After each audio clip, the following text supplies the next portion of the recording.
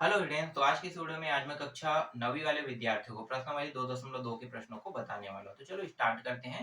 तो देखो पहला प्रश्न क्या है। पहला प्रश्न यहाँ पे देख लेते हैं और हल करते हैं। सरल करना है और सरल करने में पहला प्रश्न दिया है 7 करनी 3 दिया हुआ है और प्लस 11 करनी 3 दिया है। ठीक है, इसको हल करते हैं। तो हल करने का तरीका क्या है, बहुत सिंपल और बहुत सरल तरीका है इसका। दोनों में देखो उभयनिष्ठ क्या निकल सकता है, करनी 3।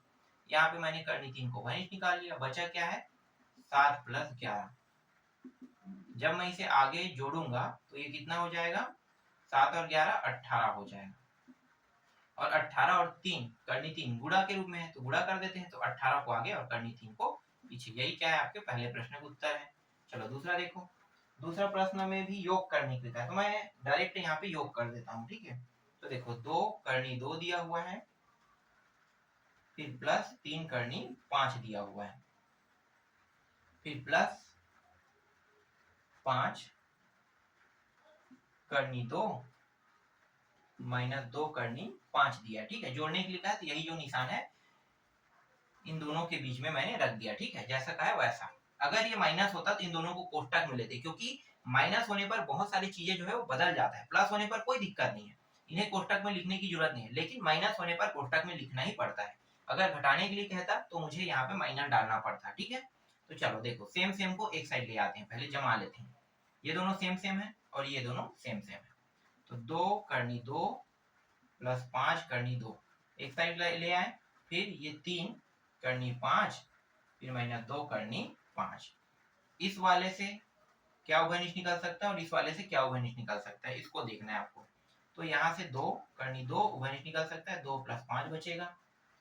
और यहाँ से करनी 5 बाहर निकल सकता है, 3 माइनस 2 बचेगा। ठीक है, 3 माइनस 2। यहाँ पे मैंने कहीं पे लिखने में गलती थोड़ी कर दिया। हाँ नहीं, ठीक है, देख लेता हूँ एक बार। ठीक है, 2 3 ठीक है। ठीक है, अब आगे देखो 2 और इन दोनों को जोड़ेंगे इतना होगा 7, फिर ये करनी 5, इन दोनों को जोड़ेंगे तो 1 आ जाएगा। तो ये 7 का इसके साथ गुणा मतलब 7 आगे में करनी 2, 1 का इसके साथ गुणा तो 1 का गुणा किसी के साथ भी करो वही मान का वही मान प्राप्त होता है ना। तो यहाँ पे करनी 5 का 5 प्राप्त हो गया। यही क्या है, आपके दूसरे प्रश्न का उत्तर है। ठीक है, दूसरा हो गया। अब तीसरा देखते हैं। तीसरा के लिए जगह चलो पहले मिटा लेते हैं। नहीं है, तीसरा के लिए जगह नहीं है, अभी मिटा देते हैं, उसके बाद इसको हल करेंगे। तीसरा प्रश्न में घटाने के लिए कहा है। देखो अब इस बार घटाने के लिए कहा है, तो जब घटाने के लिए कहा है तो जो प्रश्न दिया है उनको मुझे क्या करना है, घटाना है ना। तो 3 करनी 5 और इसको घटाने के लिए घटाने पे दिया है तो क्या करना है, कोष्टक के अंदर लिखना है 5 करनी 7। ठीक है, अब यहाँ पे चिन्ह लग गया घटाने का। यहाँ पे आ जाएगा 8 करनी 7 और माइनस 5 करनी 5, इस तरीके से।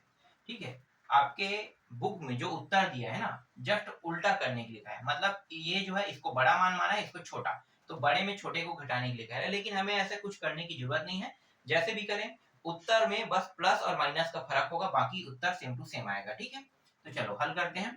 तो देखो यहाँ पे है 3 करनी 5, इसको लिख लेते हैं, फिर प्लस 5 करनी 7। ठीक है, कोष्टक हटा के लिख रहा हूं मैं इस बार।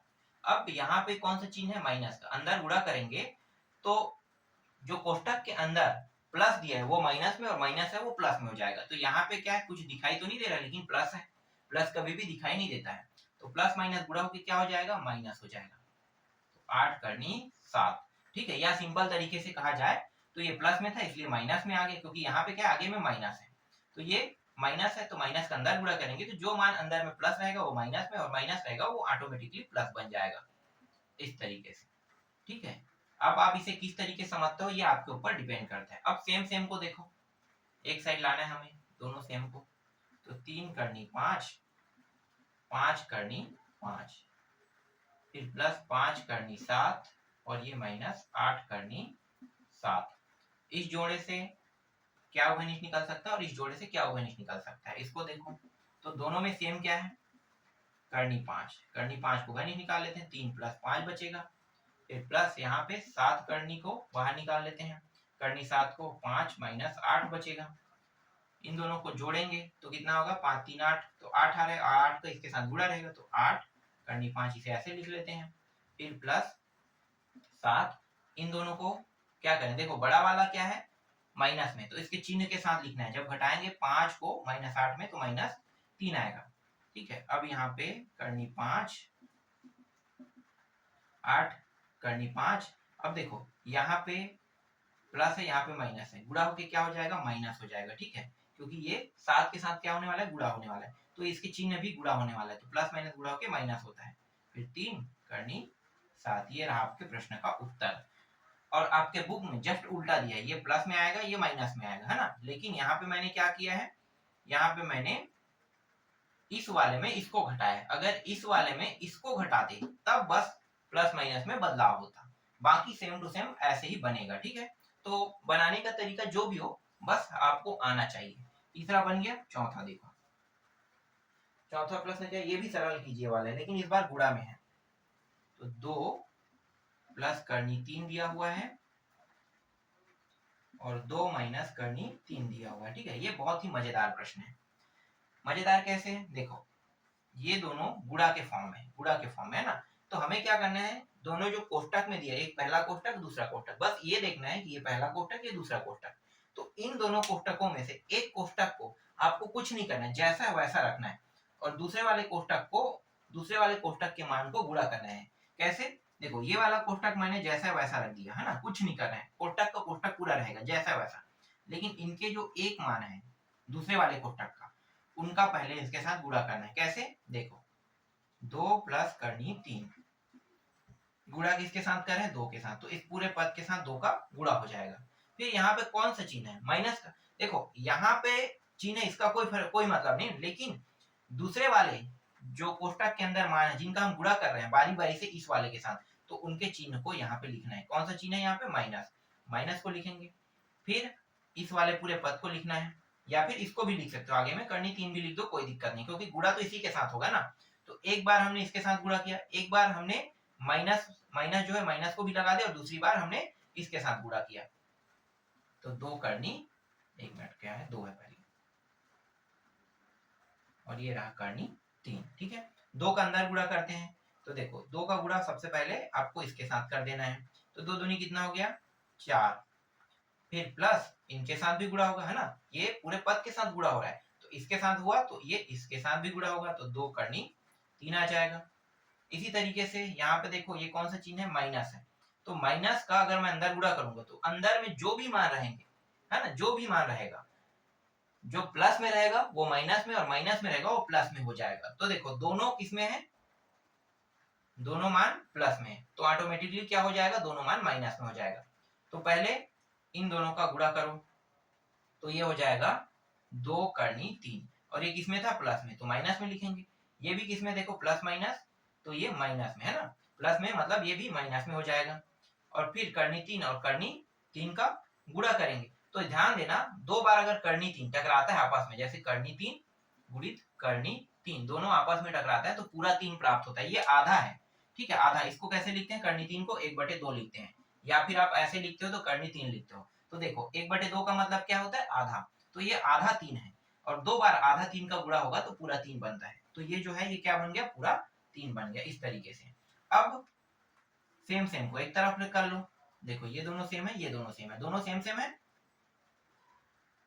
ठीक है, बाकी बचे उसको बगल में कर लेते हैं, नीचे तो दिखाई नहीं देगा इसलिए इसे मिटा देते हैं, अब बगल में करते हैं। तो ये हो गया 4 और ये 3। ठीक है, चलो यहाँ पे पहले लिख लेते हैं, 4 माइनस 3 एक साइड रख लेते हैं, फिर प्लस 2 करनी 3, फिर माइनस 2 करनी 3, तो इसको घटाएंगे कितना प्राप्त होगा, 1 प्राप्त होगा। अब यहाँ पे देखो दोनों में वनिष्ठ क्या है, करनी 3 है, निकाल लेते हैं, 2 प्लस में और माइनस 2, तो यहाँ पे 1, फिर ये करनी 3, और ये दोनों कितना हो जाएगा, दोनों घट के 0 प्राप्त होगा। तो 0 के साथ इसका गुणा करेंगे पूरा मान 0, तो बचेगा क्या, सिर्फ 1, तो इस प्रश्न का उत्तर क्या आएगा, 1 आएगा। तो आपके जो चौथा प्रश्न है उसका उत्तर कितना आ रहा है, 1 आ रहा है। ठीक है, चलो अगला देखो। अब चौथा के अंदर दूसरा प्रश्न भी है, उनको भी देखना है। तो चौथा के अंदर दूसरा प्रश्न क्या है, चलो उसको लिख लेते हैं। फिर उसको हल करेंगे, है ना। तो यहाँ पे देखो चौथा का दूसरा दिख रहा है, तो 5 प्लस करनी 5, 5 माइनस करनी 5, इस तरीके से दिया हुआ है। करना क्या है, इस वाले पद को साइलेंट रखना है, जैसा है वैसा, जैसे इससे पहले वाले में हमने हल किया था वैसे ही। पहली बार क्या करना है, इसके साथ गुणा करना है, तो 5 का गुणा कर दिए। फिर यहाँ पे कौन सा चिन्ह है, माइनस, तो माइनस को उतारना है। फिर ये जो करनी 5 है इसको उतार लो, फिर 5 प्लस करनी 5, इस तरीके से, ठीक है। जैसा हमने पहला को किया है सेम टू सेम वैसा यहाँ भी कर रहे हैं। इस 5 का अंदर गुणा करेंगे तो ये 5 और ये दोनों गुणा 25 हो जाएगा, और 5 का इसके साथ भी गुणा होगा, तो ये जो चिन्ह है प्लस को तो लिखना है, ठीक है। 5 के बाद ये क्या है प्लस, फिर 5 का गुणा इसके साथ करेंगे, 5 करनी 5, ठीक, ये हो गया। अब यहाँ पे देखो, यहाँ पे माइनस है, तो माइनस जो है वो अंदर गुणा होके क्या हो जाएगा, जो प्लस में रहेगा उसे माइनस बनाएगा, और माइनस रहेगा उसको प्लस बनाएगा, तो दोनों मान यहाँ पे प्लस में है, मतलब क्या होगा, दोनों माइनस में आएगा। तो इन दोनों का अगर गुणा करते हैं तो ये हो जाएगा माइनस 5 करनी 5, ठीक है। देखो ये प्लस में था, माइनस हो गया गुणा होने के बाद, वैसे ये भी हो गया माइनस, और ये 5 5 देखो 2 बार टकरा रहा है ना, ये आधा आधा 5 है, अभी मैंने आपको समझाया था कि ये आधा आधा होता है, तो 5 और 5 टकराने पर कितना हो जाएगा, 5 और 5 टकराने पर पूरा 5 बनेगा। बन कैसे रहा है, तो देखो करनी 5 गुणित करनी 5, ठीक है, 2 बार है। अब इस करनी 5 को अगर ध्यान से देखा जाए तो इसको ऐसे भी लिख सकते हैं, 5 गुणित 5, ठीक है, 5 गुणित 5। फिर जोड़ा बना रहे हैं, तो जोड़ा बना रहे हैं तो जोड़ा से क्या निकल जाता है 5, तो इस करनी से बाहर आ गया ना 5। तो इसी तरीके से ये करनी जो 5 गुणित 5 दिया हुआ है ना, करनी के अंदर 5 गुणित 5, वो 5 पूरा इस तरीके से बना है, ठीक है, समझ में आ गया।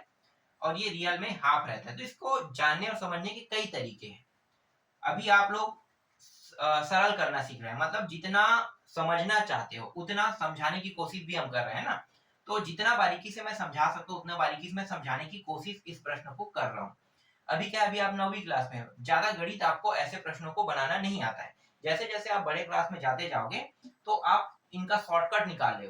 शॉर्टकट कैसे, जैसे मुझे इसे गुणा करना है ना, तो गुणा करना है तो मैं इतना लंबा चौड़ा गुणा नहीं करूंगा, इसको लिखूंगा 5 पंचे 25, इसके साथ गुणा हो गया, इसका 5 का फिर इसके साथ गुणा, जैसे यहाँ पे मैंने स्टेप किया, इस स्टेप को हटा के सीधा डायरेक्ट कर दूंगा, तो कई स्टेप ऑटोमेटिकली आप छोड़ते जाओगे, अभी पूरा करोगे, क्योंकि अभी आपको ये सीखना है और जानना है। और जैसे जैसे आप नेक्स्ट क्लास में जाते जाओगे वैसे वैसे ये छोटा और मजेदार होता जाएगा, ठीक है। तो चलो देखो अब इन दोनों को लेते हैं साथ में, क्योंकि ये दोनों नंबर है, फिर इन दोनों को, तो 25 में 5 को घटाएंगे, फिर करनी 5, फिर माइनस करनी 5, तो देखो यहीं पे मैं काट देता, जानते हो, यहीं पे मैं काट देता, अगर सरल कीजिए कह के नहीं सिखाने के लिए कहता है ना, और आप लोग 9वीं क्लास में नहीं रहते और बड़े क्लास में रहते जैसे 10वीं 11वीं में, तो मैं फटाक से काट देता यहीं पे।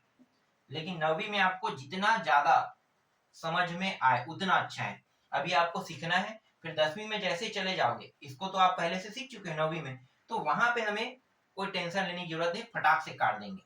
तो ये हो गया 20, फिर इन दोनों को हल करते हैं, तो ये 5 उभयनिष्ठ के रूप में आ जाएगा, करनी 5 है ना, देखो दोनों में है, तो दोनों में करनी 5 लेना चाहे तो ले सकते हैं, लेकिन मैं एक अलग तरीके से इसको ले रहा हूँ, सिर्फ मैं करनी 5 को उभयनिष्ठ ले रहा हूँ, 5 माइनस 5 को छोड़ रहा हूँ, ठीक है, जैसे पहले वाले में किया था।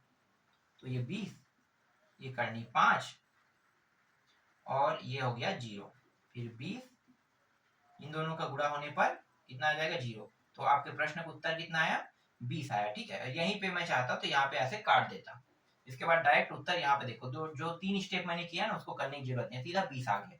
तो इस तरीके से आपको समझाना, जो बुक है वो कह रहा है कि जितना सरल करो उतना कर लो, तो बुक जो बोल रहा है कि आपको जितना हो सके उतना समझाओ, क्योंकि आप लोग 8वीं के बाद 9वीं में आए हो सकता है कि आप लोग 8वीं में गणित नहीं जानते थे, आपको पास कर दिया गया है, 9वीं में आपको पूरा सीखना पड़ेगा, तो इसीलिए बेसिक पॉइंट से हमें बताना पड़ रहा है, ठीक है, ये भी हो गया। अब इसके अंदर जितने भी प्रश्न है, चौथा के तीसरा और चौथा के चौथा, इनको बना के देख लेना, सेम बनेगा, है ना। अब उन प्रश्नों में मैं टाइम वेस्ट करूंगा तो कोई मतलब नहीं है, जितना आगे बढ़े उतना अच्छा है। 5वां देखते हैं, तो यहाँ पे 5वां है, और इसका पहला एक करनी यहाँ पे 5 दिया है, ठीक है। इस प्रश्न को कैसे हल करोगे, एक करनी 5 वाले को, तो देखो करनी 5 होता तो हल करने की जरूरत नहीं, वो तो ऐसे ही उत्तर आ जाता है, लेकिन नीचे में हर में करनी 5 आया, तब क्या करोगे?